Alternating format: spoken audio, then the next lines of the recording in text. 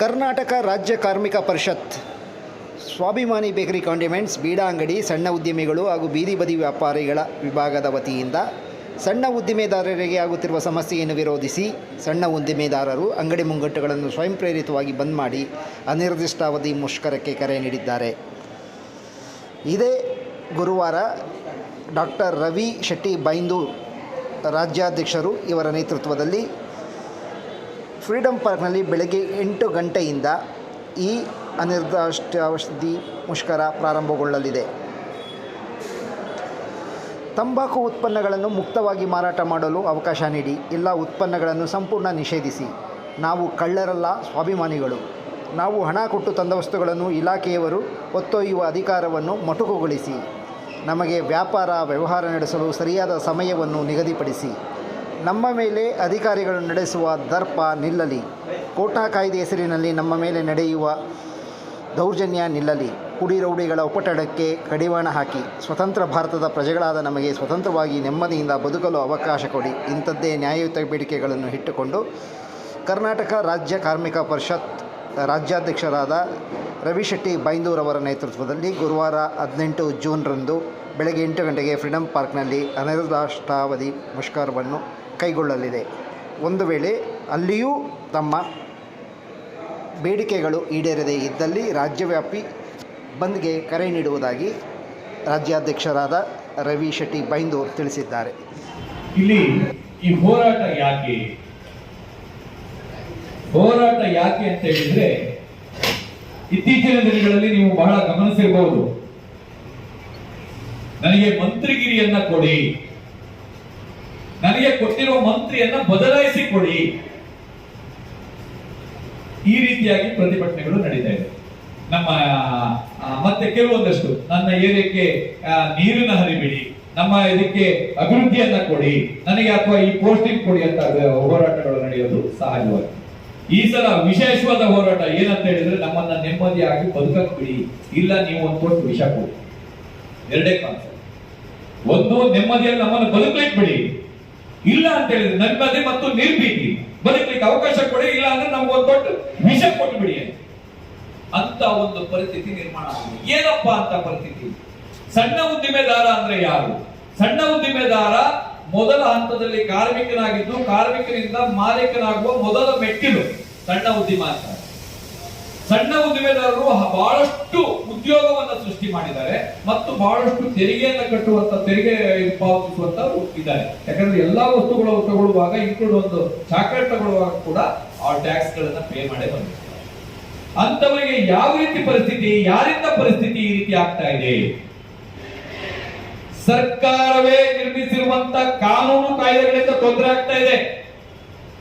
ಸರ್ಕಾರದ ಸಂಬಳ ಅಂದ್ರೆ ಜನರ ತೆರಿಗೆ ಹಣದಿಂದ ಸರ್ಕಾರ ನೀಡುತ್ತಿರುವ ಸಂಬಳವನ್ನು ಪಡೆಯುತ್ತಿರುವಂತಹ ಸರ್ಕಾರಿ ಅಧಿಕಾರಿಗಳು, ಕೆಲವು ಪೊಲೀಸ್ ಅಧಿಕಾರಿಗಳು, ಕೆಲವು ಜಿಬಿಎ ಅಧಿಕಾರಿಗಳು, ಇವರಿಂದ ತೊಂದರೆ ಆಗ್ತಾ ಇದೆ. ಅವರಿಂದ ರಕ್ಷಣೆಯನ್ನ ಕೊಡಿ ಅಂತ ಕೇಳುವಂತ ಪರಿಸ್ಥಿತಿ ಬಂದಿರೋದಕ್ಕೆ ವಿಷಾದ. ಇವತ್ತು ಕೋಟ್ಪಾಕ್ ಸರ್ಕಾರದ ಕಾಯ್ದೆ ಯಾವ್ದಪ್ಪ ಅಂತ ನೀವು ಕೇಳುವುದು. ಕೋಟ್ಪಾಕ್ ಕಾಯ್ದೆ ಅಂತ ಹೇಳಿದ್ದಾರೆ. ಪಾಪ ಇದರಲ್ಲಿ ಪೊಲೀಸ್ ಇಲಾಖೆ ಮತ್ತು ನಾವು ಸುಮ್ಮನೆ ಮುಖ ಇದಾಗುವಂತ ಪರಿಸ್ಥಿತಿ ಬಂದಿದೆ. ಕೋಟ್ಪಾಕ್ ಕಾಯ್ದೆಯಲ್ಲಿ ಏನಿದೆ? ನೀವು ಸಿಂಗಲ್ ಸಿಗರೇಟ್ ಅನ್ನ ತಗೋಬಾರ್ದು, ಒಂದು ಸಿಗರೇಟ್ ಅನ್ನ ತಗೋಬಾರ್ದು, ನೀವು ಪ್ಯಾಕೆಟ್ ಅನ್ನ ತಗೋಬೇಕು ಅಂತ.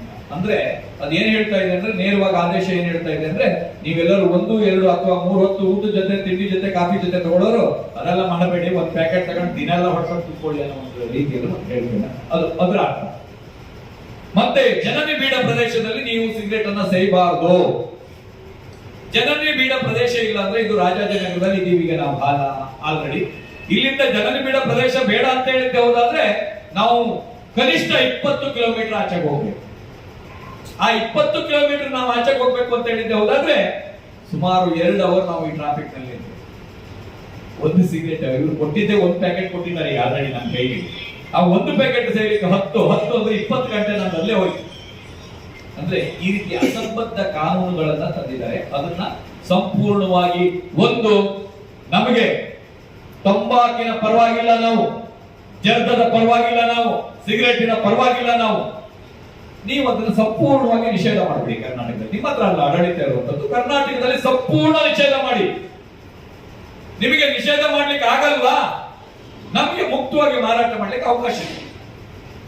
ನೀವು ಮಾಡೋ ಕೆಲಸಕ್ಕೆ ನೀವು ಅಲ್ಲಿ ಅದು 80% ಇದು ತಗೊಳ್ತಾ ಇದ್ದೀರಿ, ತೆರಿಗೆನ ತಗೊಳ್ತಾ ಇದ್ದೀರಿ. ನೀವು ಅಲ್ಲಿ ಬೆಳೆಗಾರರಿಗೆ ಹೇಳ್ತೀರಿ ನೀವು ಬೆಳೀರಿ, ಬೆಂಬಲ ಕೊಡ್ತೀವಿ ನಾವು ಅಂತ ಹೇಳ್ತಾ ಇದ್ದೀರಿ. ಇಲ್ಲಿ ಕಂಪನಿಗಳಿಗೆ ಉತ್ತೇಜನ ನೀಡ್ತಾ ಇದ್ದೀರಿ, ಕಂಪನಿ ಬನ್ನಿ ಬನ್ನಿ ಬನ್ನಿ ಬನ್ನಿ ಮಾಡಿ ಮಾಡಿ ಅಂತ ಹೇಳ್ಬಿಟ್ಟು ಸಾಗಾಟ ಮಾಡೋರಿಗೆ ಅವಕಾಶ ಮಾಡ್ತಾ ಇದ್ದೀರಿ. ಮಾರಾಟ ಮಾಡೋದನ್ನು 2 ವಿಧ ಮಾಡ್ತಾ ಇದ್ದಾರೆ. ನೀವು ದೊಡ್ಡ ದೊಡ್ಡ ಸ್ಟಾರ್ ಹೋಟೆಲ್ಗಳಿಗೆ ಹೋಗಿ ಯಾವತ್ತಾರು ಒಂದಿನ ಕೋಟಿ ರೂಪಾಯಿ ಕೇಸ್ ಹಾಕಿದಾರಲ್ಲಿ ಸಿಗರೇಟ್ ಹೊಡೆಯಲ್ವಾ? ಯಾವ್ದಾದ್ರು ದೊಡ್ಡ ದೊಡ್ಡ ಕ್ಲಬ್ ಪಬ್ಗಳಿಗೆ ಹೋಗಿ ಅಲ್ಲೇನಾದ್ರು ಕೇಸ್ ಹಾಕಿದಾರ? ಅಲ್ಲಿ ಸಿಗರೇಟ್ ಹೊಡೆಯಲ್ವಾ? ಯಾಕೆ ನಮ್ಮ ಸಣ್ಣ ಉದ್ಯಮಿಗಳು ಮತ್ತು ಸಾಮಾನ್ಯ ಜನರ ಹತ್ರ ನೀವು ಬಂದ್ಕೊಂಡು ಈ ರೀತಿ ಕೊಳ್ಳೆ ಹೊಡಿತಾ ಇದ್ದೀರಿ? ಇದು ನಮ್ಮ ಪ್ರಶ್ನೆ. ಅದು ಯಾವ ರೀತಿ ಕೊಳ್ಳೆ ಹೊಡೆಯೋದು? ಇವತ್ತಿನ ಪರಿಸ್ಥಿತಿಯಲ್ಲಿ ನಮ್ಮ ಬೇಕರಿ ಕಾಂಡಿಮೆಂಟ್ಸ್ ಇದು ನಾವೀಗ ಮೊದಲು ಅದೊಂದು ವಿಷಯ ಹೇಳ್ಬಿಡ್ತೇನೆ, ಯಾಕಂದ್ರೆ ನೀವು ಪ್ರಶ್ನೆ ಕೇಳೋಕ್ಕಿಂತ ಬಂದೆ. ಬೇಕರಿ ಕಾಂಡಿಮೆಂಟ್ಸ್ ಅಲ್ಲಿ ಯಾಕೆ ಸಿಗರೇಟ್ ಇಡ್ತೀರಾ ಅಂತ ನೀವು ಪ್ರಶ್ನೆ ಮಾಡಬಹುದು. ನಾವು ಹೆಸರು ಮಾತ್ರ ದೊಡ್ಡ ಹಾಕೊಂಡಿದೀವಿ ಸ್ವಾಮಿ, ದೊಡ್ಡ ದೊಡ್ಡ ಬೋರ್ಡ್ ಹಾಕೊಂಡಿದೀವಿ ಗ್ರಾಹಕರನ್ನ ಸೆಳೆಲಿಕ್ಕೆ. ನಮ್ದು ಚಿಲ್ಲರೆ ಅಂಗಡಿ, ನಮಗೆ ಚಿಲ್ಲರೆ ಅಂಗಡಿ ಅಂತ ಹೇಳಕ್ ಆಗದೆ ಹೆಣ್ ಕೊಡಲ್ಲ ಚಿಲ್ಲರೆ ಅಂಗಡಿ ಅಂದ್ರೆ ಊರಲ್ಲಿ. ಅದು ನಮ್ಮ ಪರಿಸ್ಥಿತಿ. ಹಾಗಾಗಿ ಹೆಣ್ಣಾದ್ರೂ ಕೊಡ್ಲಿ ನಮ್ಮ ಮದುವೆ ಆಗ್ಲಿಕ್ಕೆ ಅಂತ ಹೇಳ್ಬಿಟ್ಟು ನಾವು ಎಷ್ಟು ಶೋಷಣೆಗೆ ಒಳಗಾಗ್ತಿದೀವಿ ಅನ್ನೋದಕ್ಕೆ ಒಂದು ಮಾತು. ಅದರೂ ಆಗ್ಲಿ ಅಂತ ಹೇಳ್ಬಿಟ್ಟು ನಾವು ಅದರಲ್ಲಿ bakery, condiments, cafe, cool corner ಅದು ಇದು ಅಂತ ಬಿಟ್ಟು ನಾವು ಹೆಸರುಗಳನ್ನ ಇಟ್ಕೊಂಡಿದ್ವಿ. ಚಿಲ್ಲರೆ ಅಂಗಡಿಯಲ್ಲಿ ಚಿಲ್ಲರೆ ವಸ್ತುಗಳು ಇರೋದು ಬಹಳಷ್ಟು ವಸ್ತುಗಳು ಎಲ್ಲ ಸ್ವಲ್ಪ ತಂದು ನಾವು ಮಾರೋದು ಇದಾರೆ. ದೊಡ್ಡ ವ್ಯಕ್ತಿಗಳು ಇದ್ದಾರೆ, ಇಲ್ಲ ಅಂತ ನಾನು ಹೇಳಲ್ಲ. ಆದ್ರೆ ಸಣ್ಣ ವ್ಯಕ್ತಿಗಳ ಬಗ್ಗೆ ನಾವು ಮಾತಾಡೋಣ. ಅವರಿಗೆ ಇವತ್ತು ಮೊದಲುವಂತ ಹಂತದಲ್ಲಿ ಕಳ್ಳಕಾಕರ ಬಗ್ಗೆ ಭಯ ಇತ್ತು, ಕಳ್ಳಕಾಕರು ರೌಡಿಗಳ ಬಗ್ಗೆ ಭಯ ಇತ್ತು. ಇವತ್ತು ಕಾಕಿ ಬಟ್ಟೆ ಹಾಕೊಂಡು ಒಬ್ರು ಚಾಲಕರು ಬರೋಕ್ಕೂ ಇಲ್ಲ ಭಯ ಪೊಲೀಸ್. ಯಾಕೆಂದ್ರೆ ಹೋಮ್ ಗಾರ್ಡ್ಸ್ ಇಂದ ಹಿಡಿದು ಇನ್ಸ್ಪೆಕ್ಟರ್ ವರೆಗೆ, ಹೋಮ್ ಗಾರ್ಡ್ಸ್ ಇಂದ ಹಿಡಿದು ಇನ್ಸ್ಪೆಕ್ಟರ್ ವರೆಗೆ ಪ್ರತಿ ಒಬ್ರು ಬಂದು ದಾಳಿ ನೋಡೋದೆ. ಅಲ್ಲಿ ಈ ಕಡೆ ಬಂದ್ರೆ GBA ಬಂದ್ರೆ ಮಾರ್ಷಲ್ ಗಳಿಂದ ಹಿಡಿದು ಯಾವ್ಯಾವ ಅಧಿಕಾರಿಗಳಿದಾರೋ ಅವರು ಎಲ್ಲರೂ ಬಂದು ದಾಳಿ ಮಾಡೋದು. ಏನ್ರಿ ಇದು? ಎಲ್ಲರೂ ಬಂದು ಈ ರೀತಿಯಾಗಿ ದಾಳಿ ನಡೆಸಿದ್ರೆ ಬದುಕೋದು ಹೇಗೆ? ರೌಡಿಗೆ ಬರ್ತಾನೆ, ಅವನೊಬ್ಬ ಮೇನ್ ರೌಡಿ ಆಗ್ಲಿಕ್ಕೆ ಅವನದು ಒಂದಷ್ಟೇ ಸ್ಟೆಪ್. ಒಬ್ಬ ಸಾಮಾನ್ಯ ವ್ಯಕ್ತಿ ಪೋಖ್ರಿ ಪುಂಡು ಪೋಖ್ರಿ ರೌಡಿ ಆಗಕ್ಕೆ ಅವನು ಇವ್ರಿಗೆ ಹೊಡೆದ್ರೇನೆ ಅವ್ರ ರೌಡಿ ಶೀಘ್ರ. ಯಾರು? ನಮ್ಮ ಬೇಕರಿ ಕಾಂಡಿಮೆಂಟ್ಸ್ ಅವರಿಗೆಲ್ಲ ಹೊಡೆದು, ಸಣ್ಣ ಉದ್ಯಮಿದಾರರಿಗೆ, ಬೀದಿ ಬದಿ ವ್ಯಾಪಾರಿಗಳಿಗೆ, ರೋಡಲ್ಲಿ ಇರೋರಿಗೆಲ್ಲ ಹೊಡೆದ್ರೇನೆ ಅವ ರೌಡಿ ಪಟ್ಟ ತಗೊಂಡು. ರೌಡಿ ಪಟ್ಟದಲ್ಲಿದ್ದವನು ಇನ್ನೂ ದೊಡ್ಡ ಹಂತಕ್ಕೆ ಹೋಗ್ಬೇಕು ಅಂತ ಹೇಳಿದ್ರೆ ಮತ್ತೆ ಅವನ್ ಬಂದು ಗಲಾಟೆ ಮಾಡ್ಬೇಕಾಗಿತ್ತು ಇಲ್ಲೇ. ಮತ್ತೆ ಉಚಿತವಾಗಿ ಇಲ್ಲಿ ಬಂದವರು, ಅದು ನಮ್ಮ ಇಲಾಖೆಯವರು ಯಾವ ರೀತಿ ಅಂತ ಹೇಳಿದ್ರೆ ಅವ್ರು ಹಾರ್ ಮಾಡಿದ ತಕ್ಷಣ ಓಡೋಗ್ಬಿಡ್ಬೇಕು. ನಾವು 2 ನಿಮಿಷ ಗಿರಾಕಿ ಇದಾರೆ ಅಂತ ಹೇಳ್ಬಿಟ್ಟು ನಿಂತಿದ್ದೇವ್ರೆ, ನಾಳೆ ದಿನ ರೈಡ್, ನಾಳೆ ಬೆಳಿಗ್ಗೆ ಬಂದ್ ರೈಡ್. ಅದು ಹೇಗೆ 500 ರೂಪಾಯಿ 1,000 ರೂಪಾಯಿ ಹಾಕ್ಬೇಕಾಗಿದ್ದ ಕೇಸನ್ನ 15ರಿಂದ 20,000 ಹಾಕ್ತಾ ಇದ್ದಾರೆ. ಅದಲ್ದೇನೆ ಒಳಗಡೆ ನುಗ್ಗೋದು ಯಾರು? ಪೊಲೀಸ್ ಇಲಾಖೆ ಅಂತ ಹೇಳಿದ್ರು GBA ಅವರು ಎಲ್ಲರೂ ಕೂಡ ಅಂಗಡಿ ಒಳಗಡೆ ನುಗ್ಗೋದು. ಅವ್ರ ಅಂಗಡಿಯಿಂದ ಟ್ಯಾಕ್ಸ್ ಪೇ ಮಾಡಿ, ತೆರಿಗೆ ಪೇ ಮಾಡಿ ಬಂದಿರೋ ವಸ್ತುವನ್ನ ಚೀಲದಲ್ಲಿ ಹಂಗಂಗೆ. ಮತ್ತೆ ಈ ಕುಡಿ ಇದು ಅಷ್ಟೇ, ನೀವು ಸಿಗರೆಟ್ ಅನ್ನ ಸಂಪೂರ್ಣ ನಿಷೇಧ ಮಾಡಿ ನಮ್ಗೆ ಈ ತರದ 1 ಸೈಬೇಡಿ 2 ಸೈಬೇಡಿ. ಹಾಗಾದ್ರೆ ನಾನು ಓಪನ್ ಮಾಡಿದ್ರು ಬೇರೆ, ಅವ್ನು 1 ಪ್ಯಾಕೆಟ್ ತಗೊಂಡಿರ್ತಾನೆ, ಅವನು ಓಪನ್ ಮಾಡ್ಬೇಕಲ್ವಾ? ಅವನು ಓಪನ್ ಮಾಡಿದ್ರು ಬೇರೆ, ನಾನು ಓಪನ್ ಮಾಡಿದ್ರು ಬೇರೆನಾ? ಯಾಕೆ ನೀವು ಈ ರೀತಿ ಗೊಂದಲವನ್ನ ಸೃಷ್ಟಿ ಮಾಡ್ತಾ ಇದ್ದೀರಾ ಅನ್ನೋದು ನಮ್ಮ ಪ್ರಶ್ನೆ. ಅದಾದ ನಂತರ ಪ್ಲಾಸ್ಟಿಕ್ ಕವರ್. ಈಗ ಸಣ್ಣ ಅಂಗಡಿಗಳಲ್ಲಿ ಒಂದು ಮಗು ಹೋಗಿ ತಗೊಂಡ್ಬರ್ತಾರೆ ಪಕ್ಕದ ಮನೆಯಲ್ಲಿ, ಒಂದು ಹಾಲ್ ಪ್ಯಾಕೆಟ್, ಒಂದು ನಿಂಬೆ ಹಣ್ಣು, ಒಂದಿಷ್ಟು ಮೆಣಸಿನಕಾಯಿ, ಒಂದಿಷ್ಟು ಇದು ತಗೊಂಡ್ಬರ್ತಾರೆ. ಅವಾಗ ಅವ್ರ ಅಂಗಡಿಯವರು ಚೆಲ್ಕೊಂಡು ಹೋಗ್ಬಾರ್ದು ಅಂತ ಒಂದು ಪ್ಲಾಸ್ಟಿಕ್ ಕವರಿಗೆ ಹಾಕೊಡ್ತಾರೆ. ಇವ್ರೇನ್ ಮಾಡ್ತಾರೆ? ದೊಡ್ಡ ದೊಡ್ಡ ಬ್ಯಾಗ್, ಕೈ ಬ್ಯಾಗ್ ಕೊಡಿ ಅಂದ್ರೆ ಆಗಲ್ಲ, ತಗೊಂಡಿದ್ದೆ ಅವ್ರು 20 ರೂಪಾಯಿ ಐಟಮ್, ಇನ್ನು ಅದಕ್ಕೊಂದು ಕವರ್ 10 ರೂಪಾಯಿ ಕವರ್ ಹಾಕೊಡಕ್ ಆಗಲ್ಲ ಅಂತ ಒಂದು ಪ್ಲಾಸ್ಟಿಕ್ ಕವರಿಗೆ ಹಾಕೊಡ್ತಾ ಇದ್ದಾರೆ. ಪ್ಲಾಸ್ಟಿಕ್ ಪರವಾಗೂ ಇಲ್ಲ. ಈಗ ಹೇಳ್ತಾ ಇದೀವಿ ಪ್ಲಾಸ್ಟಿಕ್ ನಿಷೇಧಿಸಿ, ನೀವು ನಿಷೇಧ ಮಾಡಿದ್ರಿ. ಆದ್ರೆ ಅಲ್ಲಿ ಪ್ಲಾಸ್ಟಿಕ್ ಹೇಗೆ ಬರ್ತಾ ಇದೆ? ಸಣ್ಣ ಅಂಗಡಿಗೆ ಪ್ಲಾಸ್ಟಿಕ್ ಎಲ್ಲಿ ಸಿಗ್ತಾ ಇದೆ? ನೀವು ಮಾರ್ಕೆಟ್ ನಲ್ಲಿ ಹೋಗಿ ನೋಡಿ, ಎಷ್ಟು ಬೇಕೋ ಅಷ್ಟು ಸಿಗುತ್ತೆ. ಲಕ್ಷಾನುಗಟ್ಟಲೆ, ಕೋಟ್ಯಾಂಗಟ್ಟಲೆ ರೂಪಾಯಿ ಸಿಗುತ್ತೆ. ಫ್ಯಾಕ್ಟರಿಗಳು ಯಾವ್ಯಾವ ಸ್ಟೇಷನ್ ವ್ಯಾಪ್ತಿಯಲ್ಲಿ ಎಷ್ಟೆಷ್ಟು ಇದಾವೆ ಅನ್ನೋದನ್ನ ನಾವು ಬಹಿರಂಗ ಪಡಿಸಬೇಕಾಗುತ್ತೆ. ಸ್ಟೇಷನ್ ವ್ಯಾಪ್ತಿಯಲ್ಲಿ ಫ್ಯಾಕ್ಟರಿಗಳು ಲೀಲಾಜಾಲವಾಗಿ ನಡೀತಾ ಇದಾವೆ. ಅವ್ರು ಯಾರನ್ನ ಮುಟ್ಟ ಒಂದು ಕವರೇಜ್ ಮಾಡಿದಕ್ಕೆ 3,000 ರಿಂದ 5,000 ರೂಪಾಯಿ ದಂಡ. ಇಲ್ಲೂ ಕೂಡ ನಾವು ಅದಾದ ನಂತರ ಒಂದು ನೀವೆಲ್ಲ ಮೊದಲು ನೋಡಿದ್ರಿ, ಬಿಳಿ ಚೀಲ ಬಂತು, ಬಟ್ಟೆ ಚೀಲ. ಇದನ್ನ ಯೂಸ್ ಮಾಡಿ, ಇನ್ನು ಪ್ಲಾಸ್ಟಿಕ್ ಮುಟ್ಬೇಡಿ ಅಂತ ಆಯ್ತು. ಅದಕ್ಕೂ ಸರಿ ಅಂತ ನಾವು ಅದನ್ನು ಯೂಸ್ ಮಾಡಕ್ ಶುರು ಮಾಡಿದ್ವಿ. ಈಗ ಮೊನ್ನೆಯಿಂದ ಹೇಳ್ತಾ ಇದ್ದಾರೆ ಅದರಲ್ಲಿ ಕ್ಯಾನ್ಸರೀಕರಣ ಆಗುವಂತ, ಕ್ಯಾನ್ಸರ್ ಬರುವಂತ ವಸ್ತು ಇದೆ, ಅದರಲ್ಲಿ ಪ್ಲಾಸ್ಟಿಕ್ನ ಅಂಶ ಇದೆ, ಆದ್ರಿಂದ ಅದನ್ನು ಮಾರಿದ್ರು ಕೂಡ ನಿಮ್ಮನ್ನ ಸೀಸ್ ಮಾಡ್ತೀವಿ. ಸ್ವಾಮಿ, ಅದನ್ನ ಚೆಕ್ ಮಾಡ್ಲಿಕ್ಕಾಗಿ ಸಂಬಳವನ್ನ ತಗೊಳ್ತಾ ಇದ್ದಾರೆ ಅಧಿಕಾರಿಗಳು, ಸಂಬಳವನ್ನ ತಗೊಳ್ತಾ ಇದ್ದಾರೆ. ಅದು ತಗೊಂಡು ಯಾವ ಕಂಪ್ನಿ ಮಾಡ್ತಾನೋ ಅವನಿಗೆ ಬರೆ ಹಾಕುವಂತ ಕೆಲಸ, ಅವನ್ನ ಲಾಕ್ ಮಾಡುವಂತ ಕೆಲಸನ ಅವನ ಮೇಲೆ ದೂರ ದಾಖಲು ಮಾಡಿ ಅವನ ಕಂಪನಿಯನ್ನ ಲಾಕ್ ಮಾಡುವಂತ ಕೆಲಸ ಮಾಡೋದು ಬಿಟ್ಕೊಂಡು ಅಂಗಡಿಯಲ್ಲಿ ನೀನ್ ಮಾಡ್ತಾ ಇದ್ದೀವಿ. ಹಂಗಾದ್ರೆ ಇನ್ನು ಮುಂದೆ ನಾವೊಂದು ಮೀಟರ್ಗಳನ್ನ ಅಳವಡಿಸ್ಕೋಬೇಕಾಗ್ತದೆ. ಇದರಲ್ಲಿ ಕ್ಯಾನ್ಸರ್ ಅಂಶ ಎಷ್ಟಿದೆ, ಯಾವ್ದ್ರಲ್ಲಿ ಏನಿದೆ ಅಂತ ಚೆಕ್ ಮಾಡುವಂತ ಮೀಟರ್ಗಳನ್ನು ಕೂಡ ನಾವು ತಗೋಬೇಕಾದಂತ ಪರಿಸ್ಥಿತಿ ನಮ್ಮಲ್ಲಿ ನಿರ್ಮಾಣ. ಕೆಲವರು ಹೇಳ್ತಾರೆ ಸಿಗರೆಟ್ ಸೇಲಿಕ್ಕೆ ಒಂದು ಸಿಗರೆಟ್ ಜೋನ್ ಮಾಡಿ ಅಂತ ಹೇಳ್ತಾರೆ. ಜೋನ್ ಮಾಡಿದ್ರೆ ಅವಾಗೆ ಪೈಪಲ್ಲಿ ಹೋಗ್ತಾ ಇರುತ್ತೆ. ಬೇರೆ ಬೇರೆ ದೊಡ್ಡ ದೊಡ್ಡ ಮಲ್ಟಿನ್ಯಾಷನಲ್ ಕಂಪನಿಗಳು ನೋಡಿ, ಅದು ಸಾಮಾಜಿಕಕ್ಕೆ ಹೋಗೋದು. ಅದಾದ ನಂತರ ಹಪ್ತ ಮಾಮೂಲು ಪೊಲೀಸ್ ಇಲಾಖೆಯವರಿಗೆ, ಕೆಲವರು, ಎಲ್ಲರೂ ಅಲ್ಲ, ಬಹಳ ಒಳ್ಳೆ ಜನರು ಇದ್ದಾರೆ, ಆದ್ರೆ ಕೆಟ್ಟ ಜನ ಜಾಸ್ತಿ ಇದ್ದಾರೆ. ಅವರು ಬಂದು ಹಾರ್ನ್ ಹೊಡೆಯುವಾಗಿಲ್ಲ, ಓಡೋಗಿ ಕೊಡ್ಬೇಕಲ್ಲ, 200 ರೂಪಾಯಿ 500 ರೂಪಾಯಿ ಹೀಗೆ ಕೊಡ್ಬೇಕು.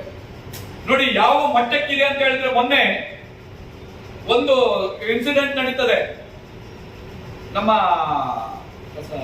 ಪೌರ ಕಾರ್ಮಿಕರು ಅವರು ಕೂಡ ನಮ್ಮನ್ನ ಹೆದರಿಸುವಂತ ಮಟ್ಟ ಬಂದ್ಬಿಟ್ಟಿದೆ. ಅವ್ರು ಕೂಡ ಅಂದ್ರೆ ಅವರಿಗೆ ಘನತೆ ಬಹಳ ದೊಡ್ಡದಿದೆ, ಅವರನ್ನು ನಾವು ಬಹಳ ಗೌರವಿಸ್ತೇವೆ. ಆದ್ರೆ ಅವರು ಯಾವ ರೀತಿ ಒಂದು ದೊಡ್ಡ ಹೋಟ್ಲಿಗೆ ಹೋಗಿ ಕಸವನ್ನ, ಹಸಿ ಕಸ, ಒಣ ಕಸ ಎಲ್ಲ ಇದ್ದಿದ್ದನ್ನ ಅವರು ಒಳಗಡೆ ಹೋಗಿ ಎತ್ಕ ಬಂದು ಇದಕ್ಕೆ ಹಾಕ್ತಾರೆ. ಆದ್ರೆ ನಮ್ಮವ್ರು ಏನಾದ್ರೂ ಒಂದು ಚೂರು ಒಂದಿನ ಮಿಕ್ಸ್ ಮಾಡಿದ್ದೆ ಹೋದ್ರೆ ತೆಗೆದು ಬಿಸಾಕಿ ಹೋಗಿದ್ದು ಉದಾಹರಣೆ ಇದೆ ಸರ್. ಒಂದು ಹಣ್ಣಿನ ಜ್ಯೂಸ್ ಒಂದು ಸಿಪ್ಪೆ ಇತ್ತಂತ ಹೇಳಿ ಡ್ರೈ ಇದ್ರಲ್ಲಿ, ಇದನ್ನ ಏನಿದು